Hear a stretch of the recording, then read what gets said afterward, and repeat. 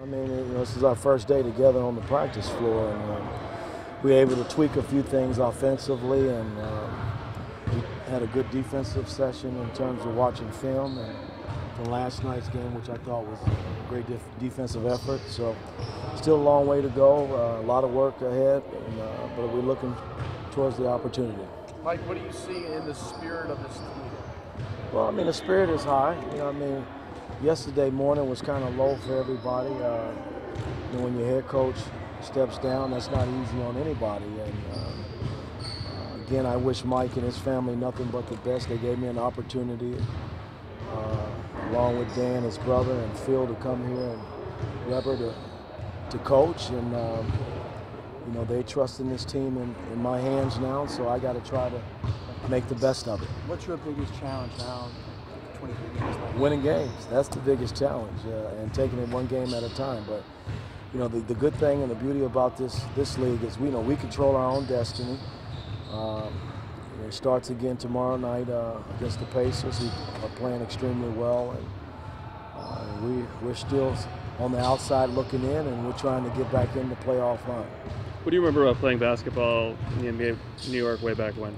Well, I remember playing for a great coach in Red Holtzman, who taught me that rookies were to sit and listen and learn, and that taught me a valuable lesson, I think, but way back when. And I did. I sat and I listened, and I learned a lot as a rookie. We had a really good ball club that particular year where we won 50 games, and it just kind of jump-started my career, and I was traded and was able to move on and start to play basketball on the floor in the NBA. Mike, for whatever reason, this team's been streaky.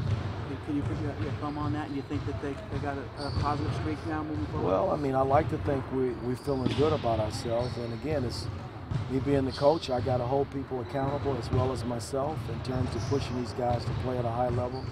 Each night we step out on the floor and on the practice floor. I thought they was very attentive today, and was in tune to what we wanted done, and got through it, and we're going to see if it's going to be a carryover on the floor tomorrow night. Mike, you mentioned defense first when you're talking about your philosophy. Absolutely, because I've seen it at a high level some years ago in Detroit, where we probably wasn't as gifted and talented as this team offensively. So we did everything defense first and won an NBA title doing it that way.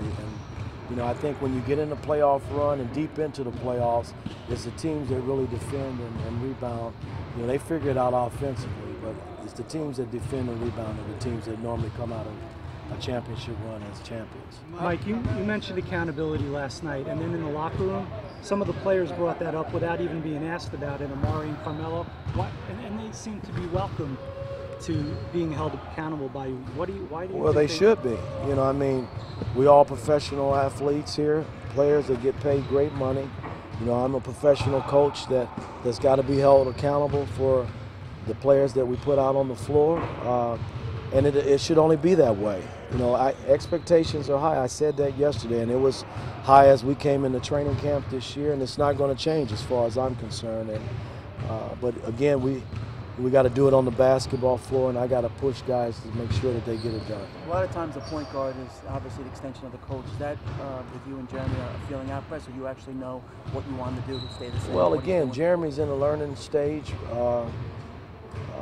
and everybody is. As far as I'm concerned, with me being the head coach, they got to know what I'm about and what I'm thinking, especially the point guards that play. And if Bibby's playing, if Tony Douglas gets an opportunity to play, Barron and Jeremy, who all run the point guard, we got to be on the same page, and they got to know what I want, and then they got to know the players around them and who's feeling what during that course of the game, and be able to distribute the ball and still be able to do their thing as well. I'm not going to limit them as well.